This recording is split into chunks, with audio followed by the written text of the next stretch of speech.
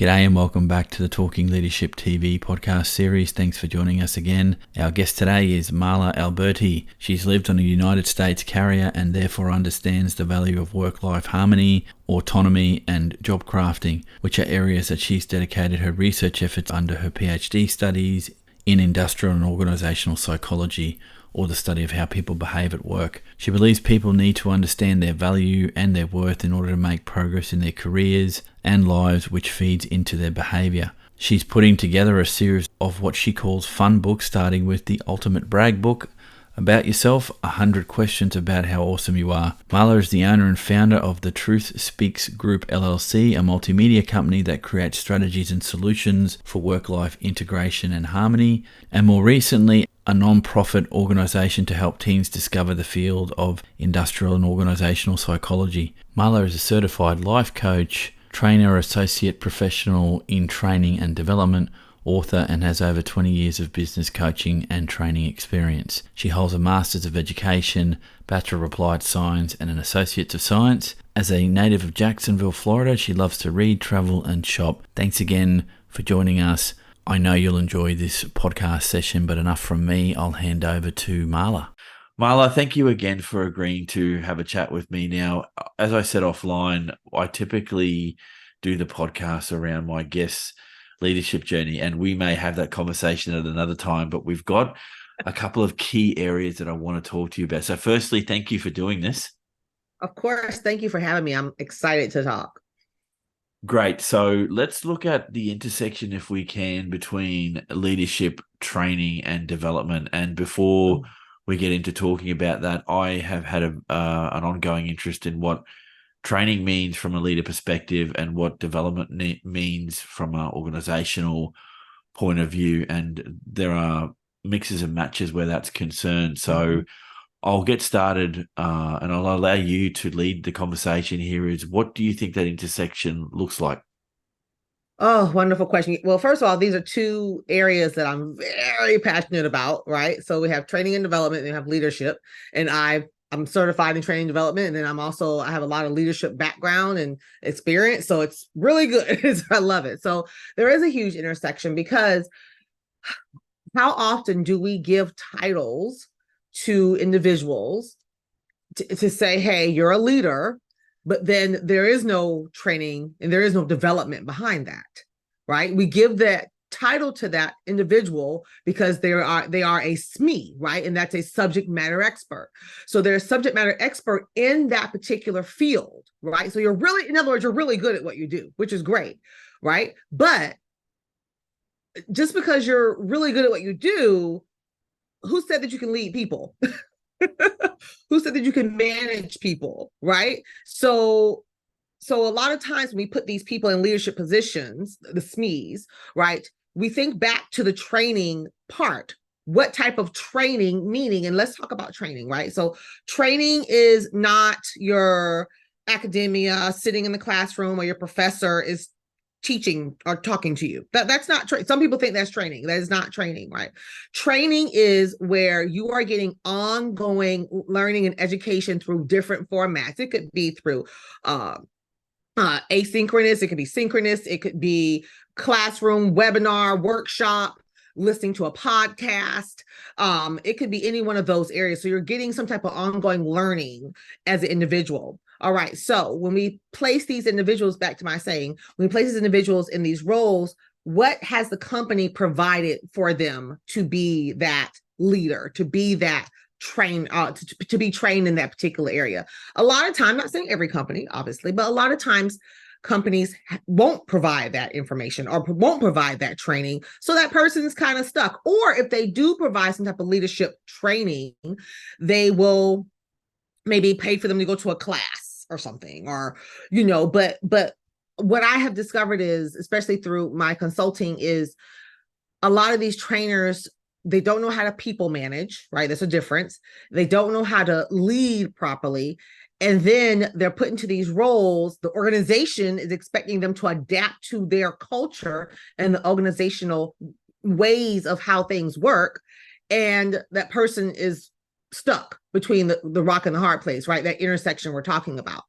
Now, when you speak about development, to me, development is after that initial training. Development is the continuation of, right, of the training. So that's the development piece. That's the continuation of what's already going on. You're continuing to do that as a human being, not only just as a leader, but as a human being, as you're moving forward, whatever you're wanting to do.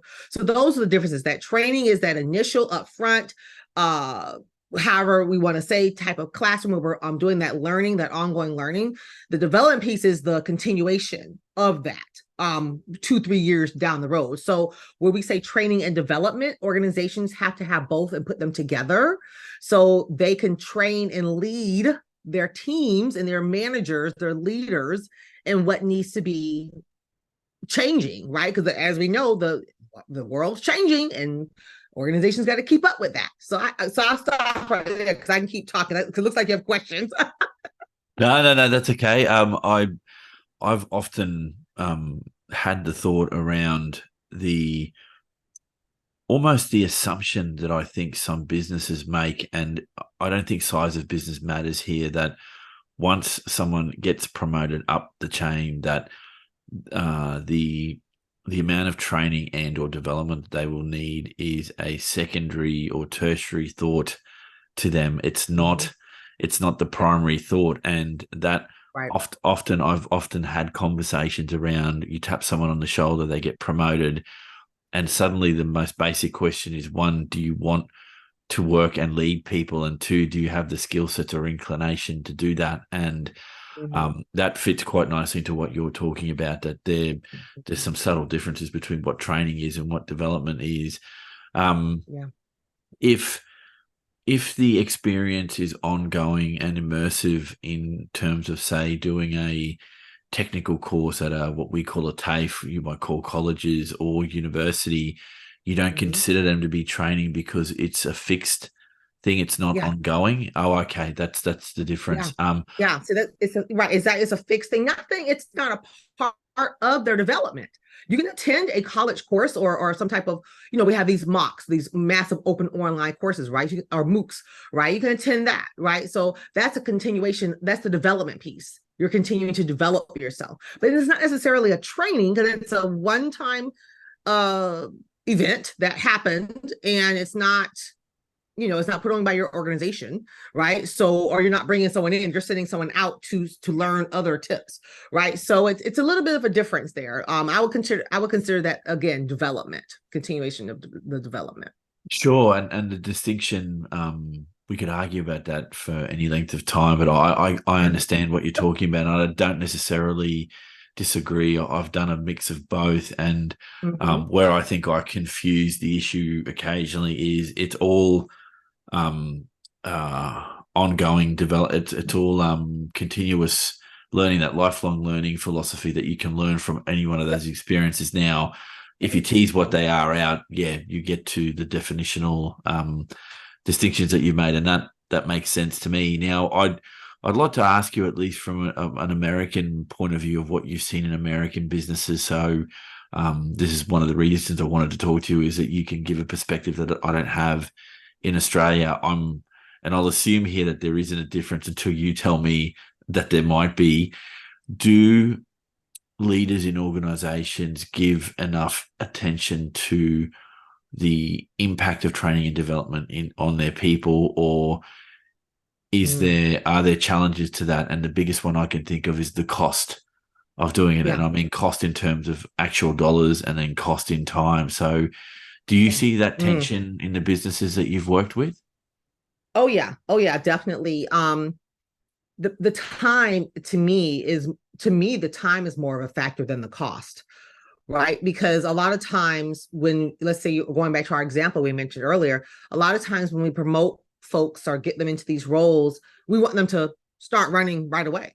Even when we hire them from the outside, not necessarily an internal hire, but an external hire. We'll get them through their onboarding and all of that, but we expect them to be up and running within 2 weeks. Right? Now, again, I can't obviously speak for every U.S. organization, obviously, but there are some organizations out there that get it, Eric.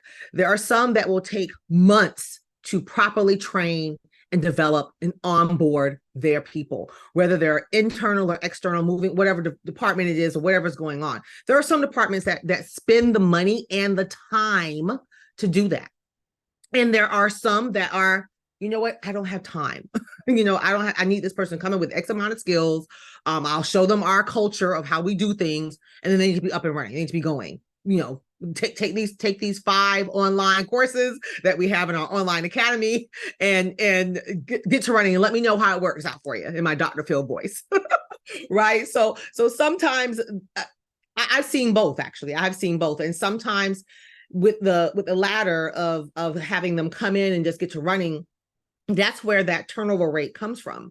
Because I do a lot of coaching, and I have spoken to a lot of my clients. I mainly coach the 9-to-5 working woman, and a lot of them, they're in their role for like a year and they do leave the organization because they feel the organization does not care about their growth and development, right? That ongoing continuation.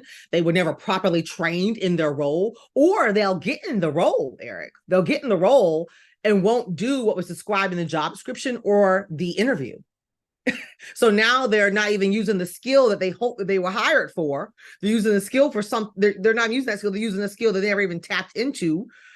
And so because they need this project over here done, because this project over here is better, is more important than what I've hired you to do. Right? I hired you to do these skills, XYZ. You did them for 3-4 months, but now that's not important right now. So I need you to do this over here because the organization doesn't have the budget to go properly bring in a trainer or send them other people to go get properly trained or development to take care of that gap. So you'll pull someone else from another area to go take care of the gap. That's also a no-no that I see a lot of companies doing. But the reason what you just said is because of cost and is because of time. I think that organizations don't want to put the time into money and time into training and development and ongoing development of their people is because a lot of organizations feel that is the person's job, the employee's job to do it themselves, right? Why am I, company, ABC company, going to pay for you to go to a course or go to a class, or why should I do that? How is that going to benefit me? So a lot of companies are looking at what's in it for them. When really the smart companies who are out there doing this, the ones who think differently, hey, if I invest in my employee, maybe they'll have better, we'll talk about well-being, but maybe they'll have better well-being. Maybe they'll see that I actually care about them. Maybe they'll work a little bit harder for me, and maybe they'll stay. Maybe they'll be a little bit more loyal to me. So some companies have figured that out. Some companies, Amazon is one of them. Here's an example of Amazon. I worked with Amazon. I did a training course with them. Well, I taught a training course for them. And we're talking about folks who work in the warehouse, right? Why would Amazon want to invest in these people? They have thousands of people wanting to line up that they can hire to work in the warehouse, right? Because we love Amazon, right? So why do they want to invest in these people? Well, they do. They have programs where if Bobby or Susie or Julie or whomever wants to go learn about IT. Now, I'm working in the warehouse now, so I want to learn about IT. The two have nothing to do with each other. Amazon says, we'll send you to a program and teach you how to do that. And if you leave Amazon, we'll be grateful. If you stay, we'll be grateful. They're not afraid to lose that person. What is the turnover rate for that, you think, Eric? It is very low. The people wind up not leaving because they see Amazon has helped them, invested in them. And then a lot of them wind up being promoted within the organization because guess what? Amazon needs an IT person, right? But they come from out of the warehouse, right? So they're strategic with it. Not saying that Amazon is doing it for their own care. Obviously, you have to have, it's a business, right? Businesses have to make money. We all get that. But businesses cannot make money without the people. And so if you're not investing in the people, what does that say about the business? Right? So, yeah. Yeah, I was going to just make an observation there that when you talk about who invests in a person's training and development, I can understand why the conversation is had of whose responsibility is it, but in terms of funding it, that can get pretty grey. So here's an example that I've encountered myself is let's say I'd finished my undergraduate studies at name your university. I'm working in your company, Marla, and then I get to the point where I go, look, I'd like to do an honours year to extend my learning in an area that may provide the business some additional benefits because it's uh, a form of learning at a higher level that could be applied, could not necessarily exactly fits the workplace now. I think optimally, if you had the conditions to do this, and I don't for a minute think that's in every business, you should be able to go to your line manager or your boss and say, look, I want to do this. Here's my case for it. Can you help me to fund this? And at least having that space and the capacity to ask the question. Now, beyond that, then it's a decision, I think, with the business. Do I invest or don't I invest? Because always the risk is if I invest, they could leave. If I don't invest, they could leave. And I think the third option there for the employee is I'm pissed off that they didn't help me, so I'm going to stay as long as I need to. Then I'm going to find a more progressive employer. I don't know what the word is, but someone who helped me out. And always that question is, whose responsibility is it?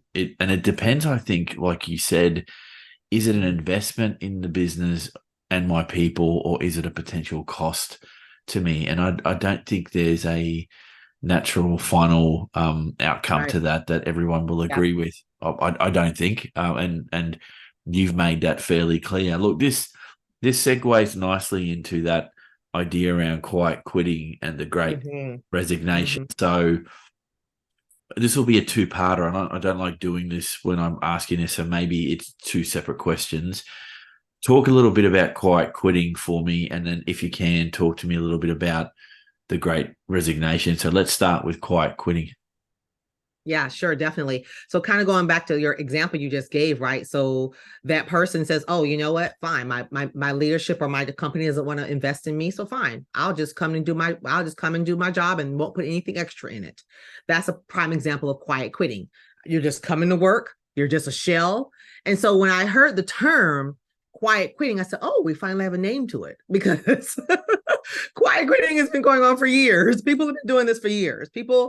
How many people say, we talk about the job versus the career?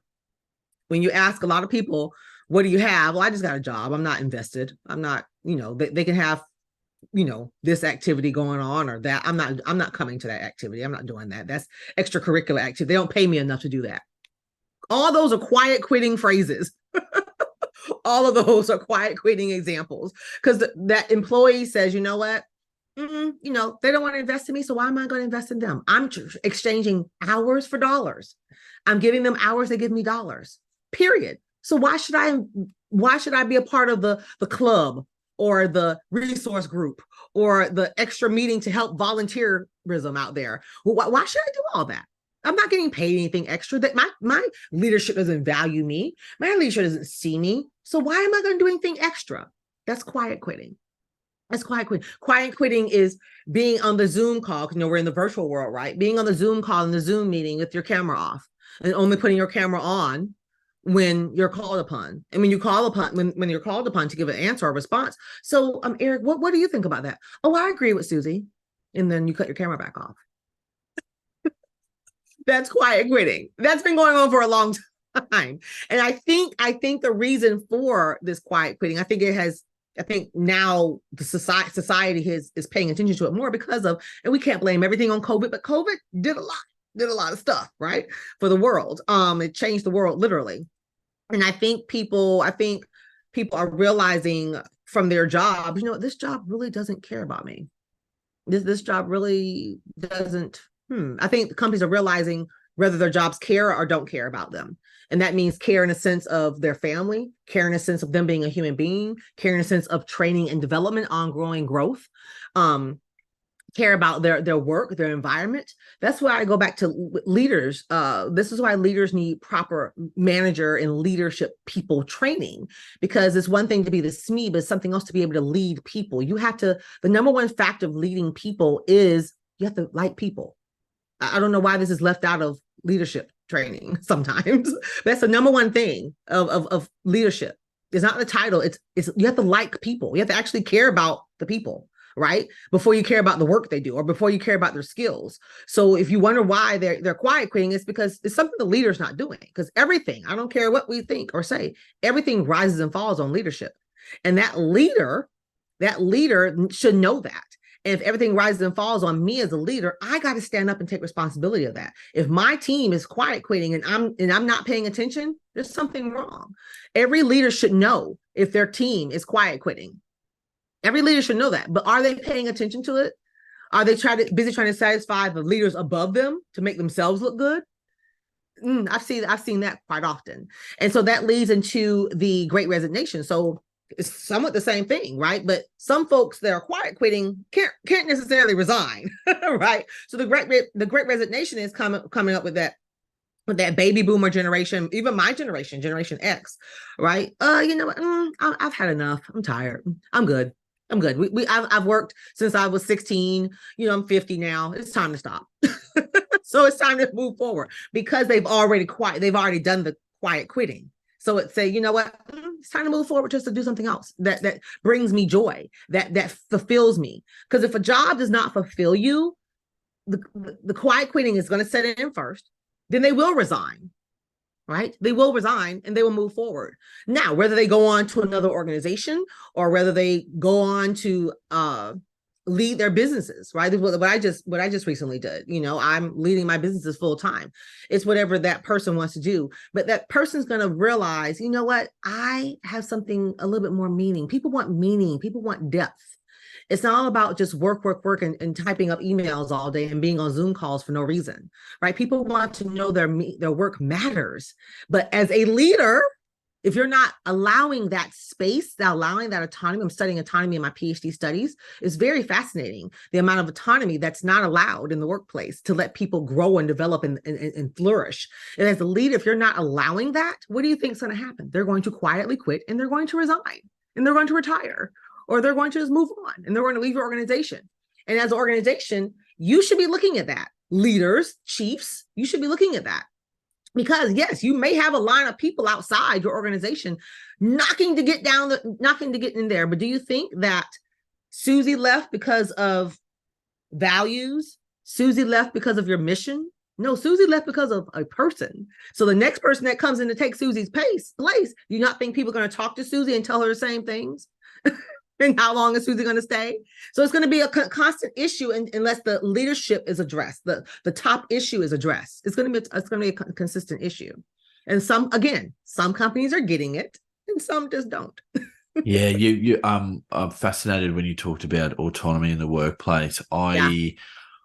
I have a view, and it's just a view, and it's not informed by an evidence base. This is just from experience. So take this for what it is. That when you talk about, and I haven't been through your PhD thesis, so I'm not talking out my ass here. I'm just talking as an opinion. What I see is that in the workplace, the more you give, I'll rephrase that, the more you allow for autonomy in your teams, the more control and power you have to give up. And some people are not hardwired to do that. And the toxic leader, the ineffective leader, the shambolic leader, that's one of their go-tos that they will not let go of. And so people are, I think, the degree of autonomy, I believe, sometimes comes with the nature of the work. So if you're like, and you use the Amazon example, if you're on a production line, there's only so much autonomy you can have because you just have to get a physical product out. When you're talking about services, when you're talking about professional white collar type work, so I guess if we're talking about that the autonomy question and how much you don't micromanage someone at that level is a different conversation. But I get why you brought that up. So if we've all been quietly quitting for a long time and it's not really a new thing, we just found a name, and a new phenomenon. We've just found a name for it. The Great Resignation. I am still wrestling with what this actually means. Was it, and not not having the ability quite yet to talk to the person who came up with the phrase, and I'd love to pick their brains on why Right. the Great Resignation. Yeah. Was it just an outcome of COVID-19, or Yeah. was the world of work building to something that we would have got there and called it this anyway? What are you seeing, at least from a US perspective? Yeah, no, you hit it dead on the nail there. I think that is what you just said. We were already building up to it. I'm telling you, COVID just sped up a lot of things. We were already on that path. People, like we said, people were already quiet quitting, right? The Great Resignation, people were already thinking, already realized, oh, my company doesn't care about me. COVID just revealed that. Like a lot of times they say here in the United States, when you win the lottery, it just reveals who you are. It doesn't change you. It reveals who you are. I think COVID just revealed a lot of companies. That's what it just did. Now, again, not every company. I cannot speak for. Let me put that. I cannot speak for every company, right? But from what I do, a lot of reading. From what I've read and what I've studied and what I've researched, and in my own practice, working with organizations and with my consulting, yeah, COVID just revealed a lot of things. So when it's revealed, people, for some reason, some companies think their employees are just dumb. Employees aren't dumb. Employees read too. They read Harvard Business Review. They read Time. They read a lot of stuff too. They read what's going on in the world. They're not oblivious to what's going on. So when they start asking you these questions, these hard questions that other companies can address, but you XYZ company can't, they start to say, okay, well, maybe I'll go over to that other company because I don't have to stay any longer. We are past the days of, I was talking to a colleague about this earlier. We're past the days of the loyalty, right? We're past that. Don't get me wrong. There's nothing wrong with being loyal to a company. I'm okay with that, but no longer is it frowned upon to have a resume with 10 jobs in the past 10 years. That's not frowned upon anymore. Especially with the millennials and Generation Z coming up. You know what? If you don't ask them about their plants and their dogs and their pets, they're out the door within 3 months. Right. So, but you need their expertise. You need their skill set. That's one of the smartest generations to come out. Right. And they're going to continue to grow and get and develop. Right. So that goes back to what I mentioned earlier. Companies have to keep up with the sign of the times. And if you're not keeping up with the sign of the times, it's just going to pass. So going back to your initial question there, yes, I think COVID just sped things up and people started realizing, I don't have to do this. I can go somewhere else and make more money. I can go somewhere else and work remotely. I can go somewhere else and have unlimited PTO. I can go somewhere else and have all my holidays that I want off. I can go somewhere else and do the things that I've always wanted to do and still get paid a great salary. There are plenty of companies out there that are paying great salaries, whatever you may define as a great salary, 6 figures and over maybe, but paying a great salary. And they're still offering all these benefits, and they're offering that autonomy. Again, what you just said, yes, autonomy does depend on the role. However, they're offering unlimited PTO. They're offering, and there's studies about that too. We won't get into that, but they're offering these other benefits because, again, what is the benefit for me, the employee? Because I'm resigning, but I'm going over here. But what's the benefit for me? I'm interviewing with you, but I'm also interviewing you to see if I'm a great fit for your company. No, I understand that. I'm interested in that particular statement you just made, and we can go off track here because it's our discussion, so we're not fixed on any one topic. Yeah, when you talk about interviewing potential employer, that is really interesting and is fascinating to me because I remember on the come up myself, interviews were this amazing one chance to get in, and you have to sell your skills, but that's it. It's kind of stopped there, and hopefully they picked you over 10, 20, 30 other people.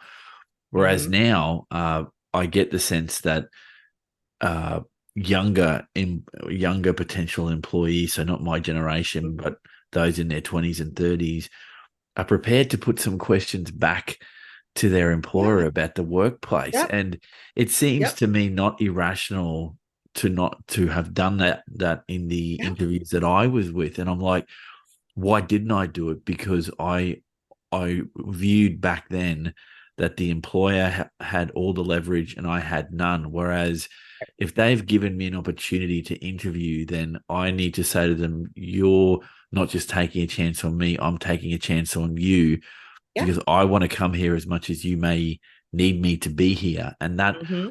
it's a different mindset. Now, that all that said, does it potentially have an impact on the culture of the business? Because if you've got a new generation, a new cohort coming into your business that believes that their rights and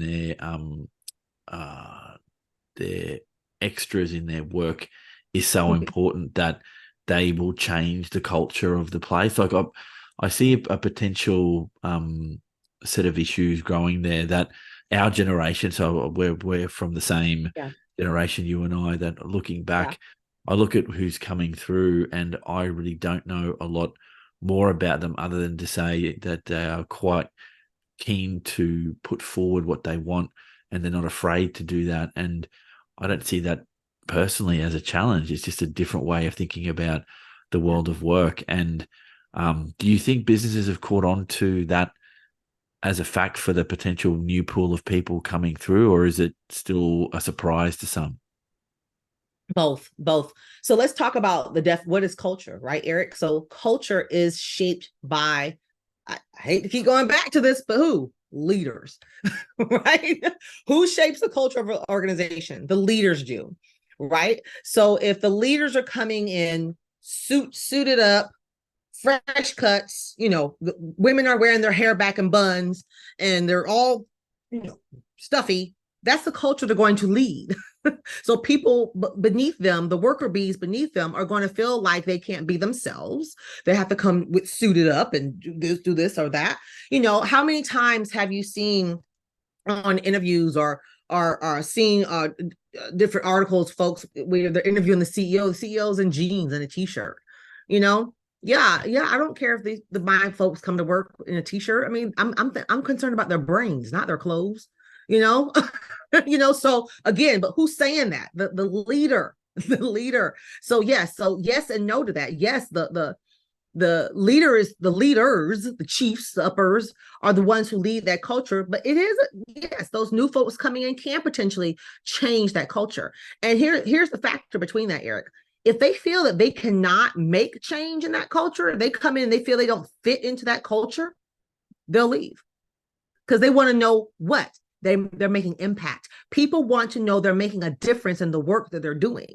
If they can't break your culture wall because your wall is so thick that you've created, right? If you're going to nitpick on every little single thing because your culture has done it for X amount of years, is it time for the culture to change?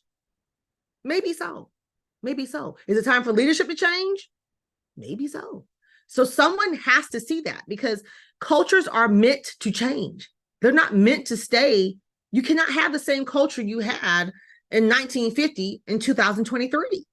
I'm sorry. You cannot. Now, can your values, of course, if you have values of integrity, you should be, that's something you should be anyway. You should have integrity regardless. If you have value of fun, well, doggone it, yes, continue to have fun. Those things don't change, but the culture that was going on in 1950 is not the same things that are going on today. The people that they were dealing with in 1950 were dealing with different things. The folks of 2023, yes, your culture should fit the times, and that leaders should know that. If the leaders aren't following through with that, right?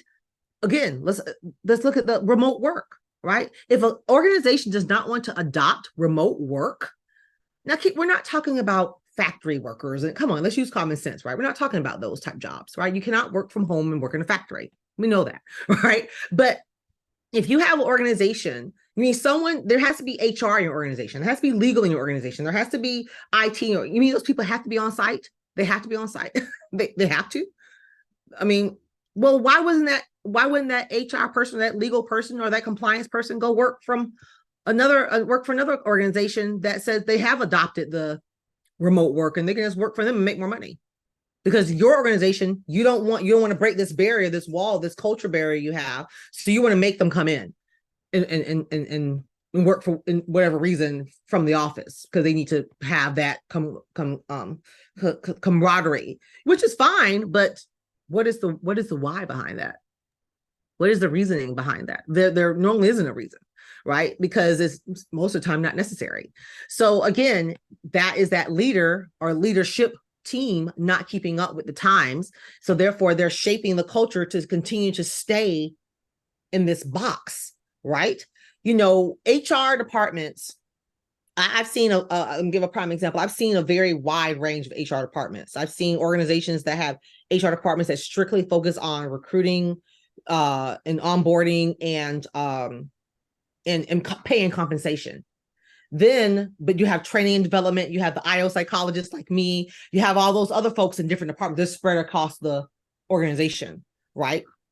Then you have a company that will have all that centered in one area. Neither model is wrong, but what is going to shape and what's the benefit for the people?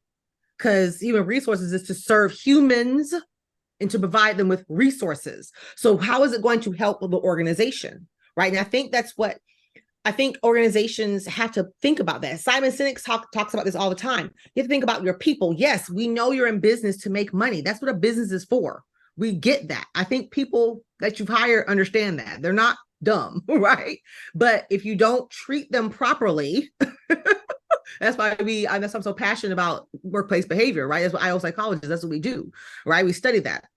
If you don't treat them properly and give them the training, give them the ongoing development, give them the space and autonomy according to what their job description is, we understand that, give them that growth and development, then you will continue to have the great resignation. You will continue to have ongoing quiet quitting. And I'm not sure if I agree with the word great resignation, the great resignation, right? Great. I don't know what's great about it, or I think they mean by great by being it's big. Well, people have been quitting jobs for a long time, so I'm not sure if I agree with the word great.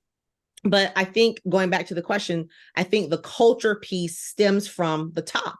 They're the ones that create it. People are watching. One thing I tell people is when I do consulting, even when I led my own teams, I said, people are always watching you. They're always watching you. They're always watching leaders. They're always watching to see. One thing I watch leaders to see how human they are. I watch leaders to see if they're going to tell me a story about little Bobby at the baseball game, their son or their daughter or their spouse. I listen to that. I don't listen to hear how smart they are. They're obviously in that role for a reason. So I guess they're smart, but I want to hear the human side. I don't want to hear the work side, because it's work-life integration. How are you integrating both? That's why I'm big on, that's why I call myself the work-life harmonizer, right? They got to go together. But a lot of these leaders want to just, show their CEO-ness. And I'm leader. I'm this. I'm attending this conference, and I'm doing this today. Well, I kind of want to see, do you go outside and play with your dog? When you time to vacation, what do you do on your vacation? That's a culture change. That's a culture shift. Because if I see my CEO outside playing with his dog, wow, I'm gonna say, wow, he's human. Wow, okay, he's like me. Wow, okay. And then I'll take that down to my people. It trickles down. And I say, it's okay, guys. It's okay to take an hour. You work from 9 to 5 on a Friday. It's okay to take 2 hours off and go pamper yourself. It's okay because the CEO does it. Yeah, right? I couldn't disagree with that. I've had discussions around the process of humanizing yourself in a leadership role. It's not necessarily to disclose every little thing about you, because nobody wants that. Please don't do that. Yeah. No. That's not, and it's not appropriate at any level. But with leaders, those that are following, those that want an example, want to see that the person is like them, and get the feeling that that's true, and then more to the point, not just see it, but actually feel, get that, because I think you're exactly right. The perception I get in the workplace, and having worked in different workplaces, is you get your BS radar gets very attuned to people that are in leadership positions that are either faking it. Yeah, they're either faking it, or they don't want to disclose more than they necessarily have to, and keep themselves apart from the rest of the team. I personally have never been a fan of that, but I can understand where some people in leadership roles want a very clear line between their persona at work and their persona that's not at work. And some people gel with that, quite nicely. There will be some people in jobs that go, I want to know nothing about Joe Right, or right. Marla, what she does in her spare time. I just want to know that when they're at work, they're giving 100%, and I've got what do you call it, a signpost for what I need to do. And then I Right. think there's everything in between that where, for example, and I've interviewed some people for the podcast that are in an artistic space, that degree of self-disclosure is needed more because of the kind of And environment the that work. you're working in. Yeah, So I think it's yeah, adaptive depending on the workplace. And we're not talking in anything that people don't already know, but how much time people spend thinking about this stuff is yeah, a different question entirely. And you hinted at this, so we'll go to the last topic area if I can. yeah. Well-being and burnout. So I think the two are inextricably linked in my Yeah. mind. Mhm. What are you seeing in terms of promotion of well-being in the workplace? And then as a flip to that, what are you seeing in terms of burnout from your experiences, Marla? Oh gosh, we can talk about this for the next 10 hours, Eric. However, to answer that question, I see the promotion as great. I mean, the promotion is big. I mean, they're out there promoting it. Make sure you take those extra couple hours. Make sure you're using your PTO. Take your time, guys. Go do this. Oh, the promotion is wonderful. The implementation and the practice of it, though, is not.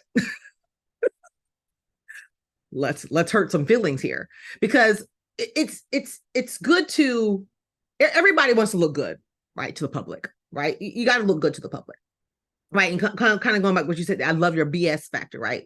But people's BS factors are very high now, especially since COVID, right? COVID pushed that forward, right? So people's BS factors are really high, so you're saying, you promote this well-being at work. You're saying, we're going to have this family day, or we're going to go do this, we're going to go do that, but we're going to make sure you guys work at least 60 hours a week before, we do it. or guess what? We're going to give you this bonus or whatnot, or we're going to have a drawing where X amount of people can pick out. I've seen it before. People can pick out of the hat, to win a prize or prize trip. I've actually seen it before. Win a prize trip. But when they get back from that trip, though, their team wasn't taken care of, so they're stressed, and they're basically punished because they won a trip that the organization gave them. So, I mean, so it's really funny because, again, I can't speak for every organization, but what I've seen is a lot of organizations don't even know what well-being is. Let's start with that. And well-being is the being of the wellness of the being. The being is the person, right? So how well is that person? And as human beings, how often do we get I say this all the time, how often do we get a chance to simply be? And that's where the well-being comes from. So me being a human being, as I'm stressed out at work, I'm constantly on calls, I'm constantly on Zoom calls, you're making me attend all these meetings. When do I have time as a human being to simply be? If you're forcing me to do XYZ, if I have to do this, I gotta deliver this. I have a deliverable. I got 15 deliverables I gotta get, but I'm on calls all day long. So I have to block my calendar because I can't get to the deliverable. But then if I don't deliver you the deliverable on time, I'm making a mistake. And oh my God, wait, don't make a mistake. Don't make a mistake. I'm punished for making a mistake. But yet we want you to be innovative. So going back to your question, is it promoted? Yes, it's promoted. I don't know if it's implemented. I don't know if it's practiced. I don't know if it's exampled, by leadership. Kind of going by what we were saying a little bit earlier about, yes, I agree. Leaders, really, no one should divulge everything they're doing, right? That's just common sense for adults, right? But that goes back to that, bringing that humanization into the workplace. You are a human being. The same Susie that lost her puppy dog Scrappy last night is the same Susie that's going to come to work the next day that's going to be sad. And as a leader, I need to acknowledge that. I may not need to know what happened to Scrappy or happened to in your life, but I acknowledge, Susie, you're dealing with something right now. Take some time. Take some time. Matter of fact, we can end this call early and take some time. Go take an extended lunch break. That is a factor of me promoting well-being as a leader. But if I see Susie has dealing with something, well, I understand you lost your dog, but when can you have that report ready? Can that report be ready by 5 o'clock? There's the burnout. That's a burnout statement, because now you're promoting burnout and you don't even realize it, because you didn't even recognize Susie's emotions. You didn't even recognize that Scrappy. She told you Scrappy died, but the report that you need delivered at 5 o'clock is more important than that. Which it may be. It may be more important, but what will happen if Susie just quit on the spot? Will that report? What's going to happen to the report? Because it's here in America, we have what we call at-will organizations. It's an at-will company, so no one's forcing this person to be here. So if that person leaves, what's going to happen to your report? Oh, looks like you, leader, you have to do that report because you didn't acknowledge Scrappy. And it sounds so simple and so silly, but guess what? That's what Generation Z is doing. You're not acknowledging them, so they're leaving. You're not feeding into what they want, so they leave. They take those expertise and those skills elsewhere because you didn't simply ask the question, or you didn't simply acknowledge their emotions at that time. And so the well-being piece comes in a factor where, keep in mind, well-being is so huge, we could talk about it for years. But I think well-being in the workplace is simply first acknowledging that your team, your people are human beings. Start with that. They're not machines. They're not robots. They are human beings, and they're intelligent human beings. And guess what? They're going to make a mistake.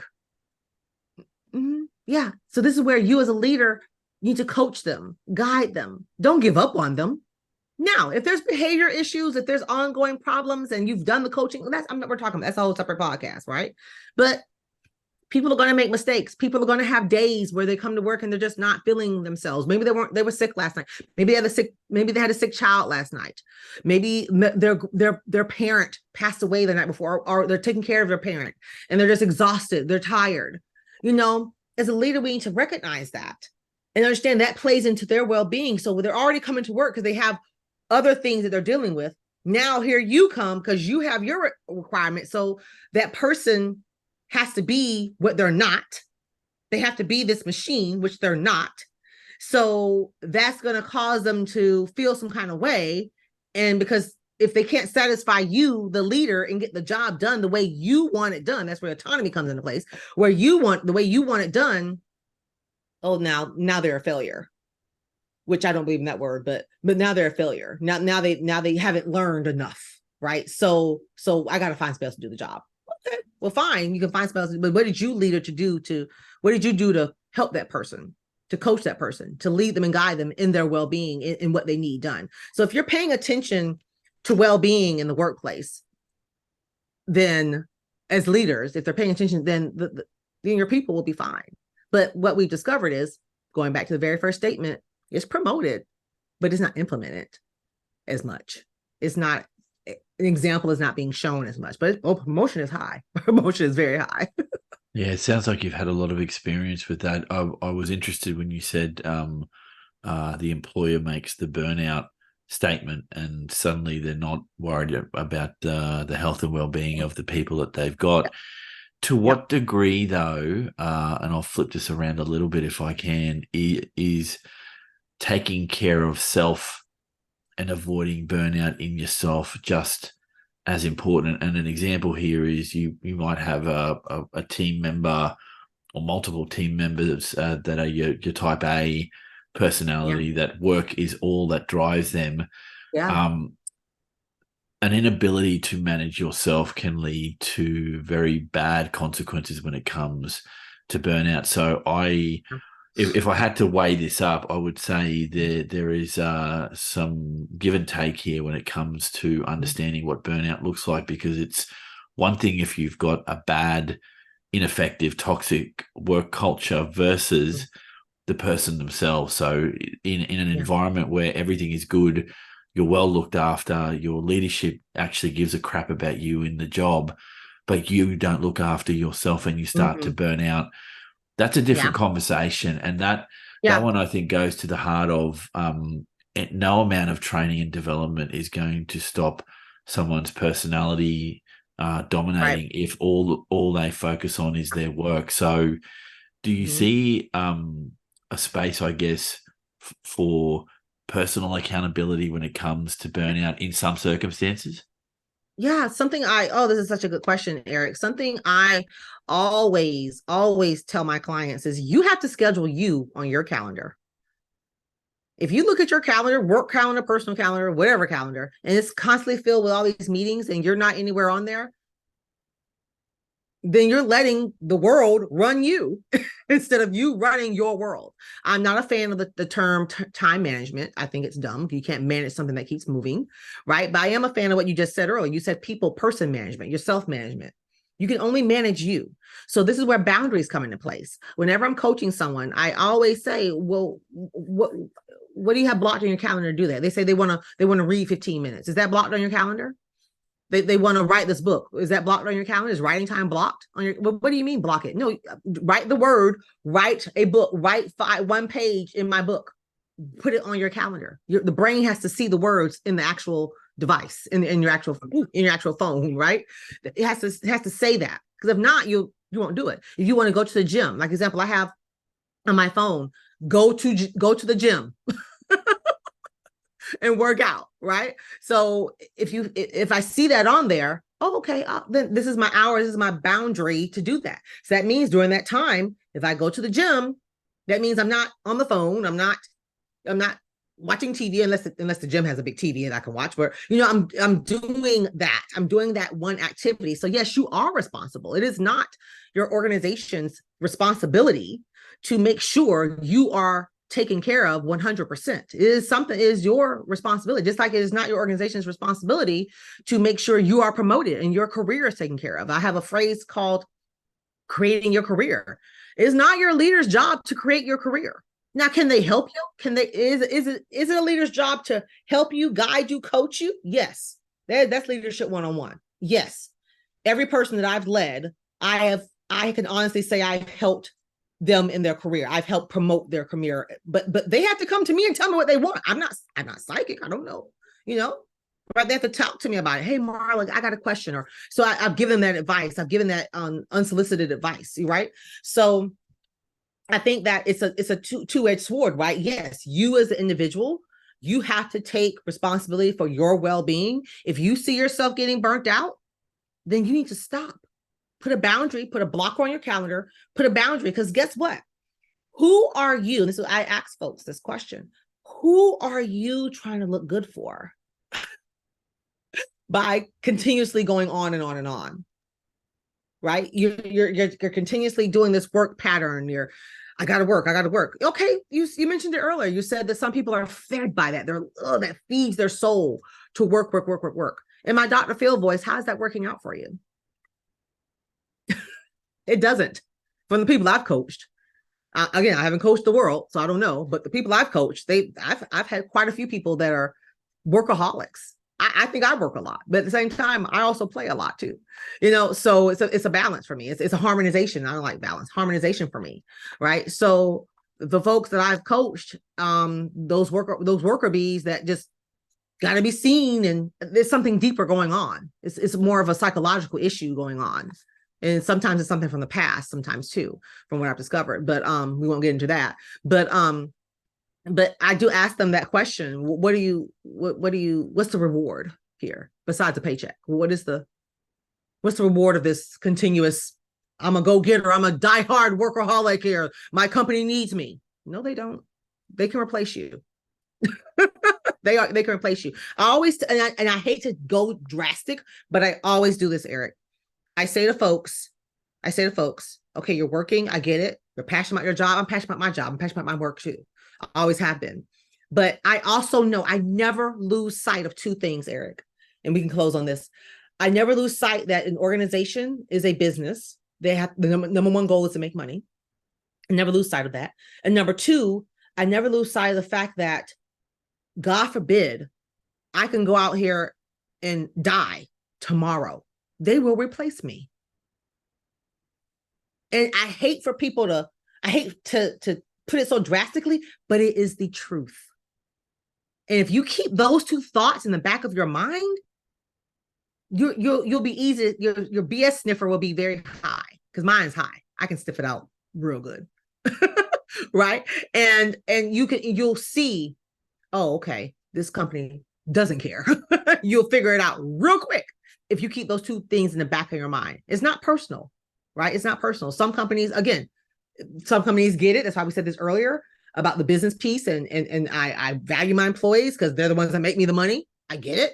And some companies don't. The money comes first. People don't come first. It doesn't matter, right? So again, I don't know every company, but that's just the way it is. So those two things, you keep those things in the back of your mind, that can help you with burnout. Because God forbid something can happen to you. You and we're all on a conveyor belt. None of us know our time. So you're bleeding, you're sweating, you're missing your kids' games, graduations, and all this stuff because you're loyal. Something happens to you, they're just going to send flowers to your funeral, to your family, and they'll have your job description up probably within 24 hours. I've seen it. Wow. Well, that's an interesting way to end the discussion. Marla, I do appreciate your time. Thank you for sharing your insights. And I think we will come back and unpack some of what we've discussed here, because you can only do so much. I love to. This is awesome. I love this. Thanks again for joining us. That concludes the podcast, and I'd really like to thank Marla for sharing her insights with us on this thing called leadership. Our next podcast drops on the 25th of September and features a discussion we had with Duncan Armstrong, Olympic champion, broadcaster, event host, motivator, and leadership consultant. As always, thank you for joining us. Please drop a like if you enjoyed the content, or subscribe to the channel to help it grow. Your support is very much appreciated. Thank you again. Have a great day, rest of your week, and we'll catch everyone on the next episode of Talking Leadership TV.